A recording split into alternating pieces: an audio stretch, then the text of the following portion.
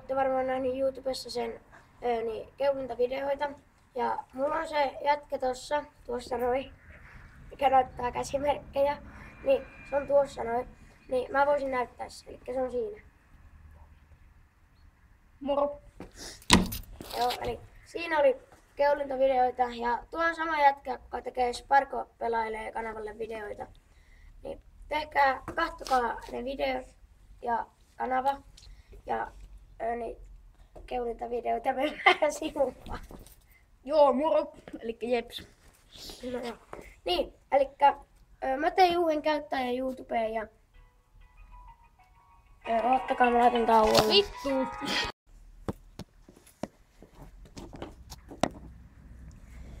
Eli se olisi niin, ja anteeksi siitä, kun tuolle kaverille soitettiin. Elikkä kukas se oli? Sano nimessä. Käykö, että mä paljastan sun nimen tässä videossa ja niin kuin, että mikä sua oikein. Et vitussa. Miksi? No voiko sukunimen sanoa?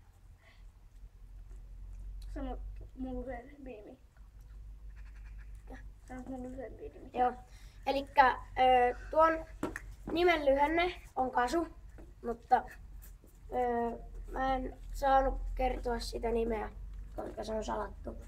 Niin, joo, vaikka ei oikeasti olekaan. Mutta joo, mä oon Jesse Lokaa ja lähetät vaan tai painat tykkään nappia ja mä voin kuvata vähän kun tuo keulii tossa. Koska te ootte varmaan nähnyt joku se keulii niissä videoissa.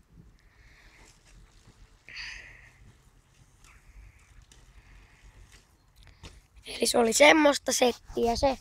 Mutta joo, tää video oli tässä ja mulla on jo yksi video tässä, mutta joo, tilatkaa kanava, tykätkää tässä videosta ja laittakaa kommentteihin sitten, että mitä haasteita tulee ja se olisi tällä kertaa. Moro! Kyllä. Moro.